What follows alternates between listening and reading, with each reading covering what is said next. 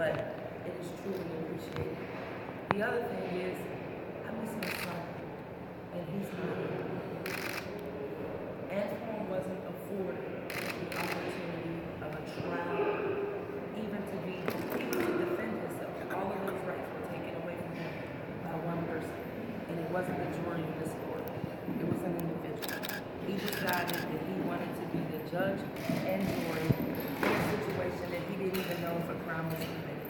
And now my son is gone. He's still here. All right, Clifton, any other questions? Okay, thank you all so much. Thank you. Thank you, guys. Please for being on that.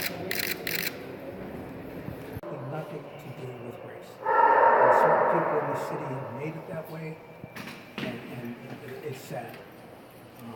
Mike Rosfeld was doing his job, he did his job, and nothing to do with the color of anybody that he was arresting. And I'm glad the case is over. I think everybody just gets on with their lives, including Mr. Rosfeld and including me, to tell the truth. Pat, Tell us what Mr. Rosfeld's reaction was to the verdict. He's maintained from the beginning that he's trying to do what he was supposed to do. There's a car that's involved in trying to murder two people at the road. What's he supposed to do? And if you heard Mr. Job, the expert, who I think is the best guy in the state, he said he did what he was supposed to do. Think about it. What if this is happening in your neighborhood? You're supposed to let them go?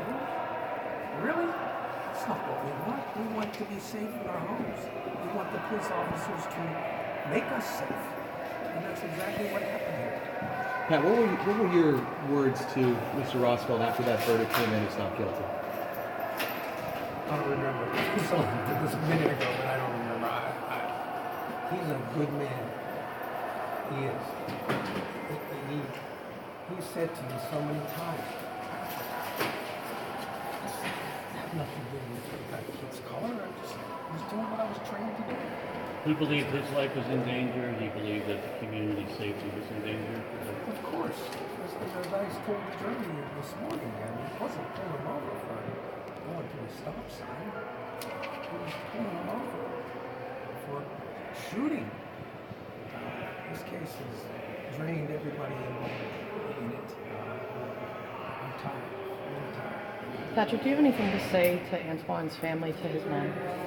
Yes, I mean, I feel horrible for the family. Both families here. I don't know why do kids get out and run? I don't know. I don't know.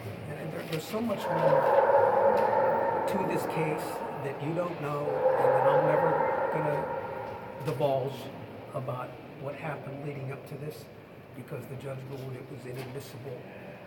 But I can tell you, it's not all what you saw. There was so much more to it. But thankfully, Judge Pickett did the right thing. Against my motions, he kept evidence out that I thought was relevant, but he didn't. But that's his job. We all have to make the system work, all of us. In any trial, especially a trial of this magnitude, everybody should do their job. And if you do your job, hopefully the verdict is the correct one. And in this case, I think it was. Pat, you spoke a lot about police officers, how these are police officers doing their job. Did you feel at any point like this case was about more than just Mike Rosfeld? It wasn't about Mike Rosfeld at all. It was about Antoine Rose. And that's what bothered me the whole time. It was supposed to be about the defendant on trial. That's what it was supposed to be about. And certain people in Pittsburgh here have made it different. Why do you think the judge lifted the gag order this morning, or yesterday, or whatever it was? Because he saw what was going on. It's not fair. It isn't. Should people be concerned about unrest now in the wake of this verdict? I hope not. I hope everybody takes a deep breath and gets on with their lives. There shouldn't be unrest. It was the proper verdict. Kind of in light of the quickness with which the jury reached a verdict, do you have any thoughts on the DA's decision to bring charges against your client in the first place? You're going to have to talk to Mr. Zapello about that. Do I think the charges should have been brought? No. But, you know, I handle a case as it's handed to me. The charging decision was up to other people, and I just handle it as it comes. Where does Michael Rosfeld go from here? He probably is asking himself that now. Does he plan to stay in police work? If he can, but he probably can't. He'll get on with his life. He's a young man. He's only 30. Pat, there was at the end there was an emotional moment with you and Mike Rosfeld's wife. Tell me just what that was like for you. She's a nice kid. She's a really nice kid. She was stuck by him. They're simple people. You know, Mike was making $13 an hour. Imagine that. Going out there, risking getting shot every night, especially in that area. You heard in his trial that 6 days before this happened, one of the other officers got shot, but he had a bulletproof vest on. And just think about it.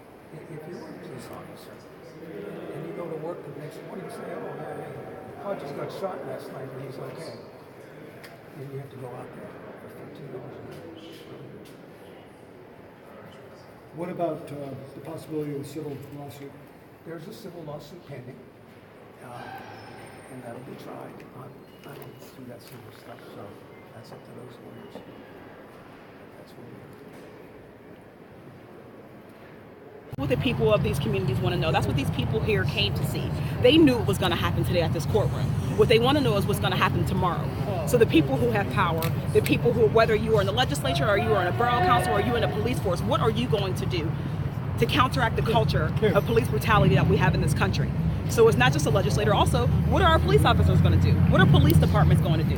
What are they going to do to ensure that bad cops, because they like to say that, right, that there are bad cops. But what are they going to do to call out a bad cop, make sure that that bad cop doesn't work anymore, and get them off of our streets?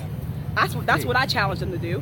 If cops are not anti-black, then I say, if you know of any single person who wears a uniform who is anti-black, any person who wears a uniform who has biases against black and brown people, any cop who has had a misconduct that is abuse of power, then you get rid of them. And if you're not willing to call them out, then we are. But we're going to keep fighting here until you call them out, and if you can't call them out, then we'll fight against it. What do we want? Justice! When do we want it? Now! If we don't get it, shut it down! If we don't get it, shut it down! If we don't get it, shut it down! It is our duty to fight for our freedom! It is our duty to fight for our freedom! It is our duty to win! They took the snip from us. We must love and protect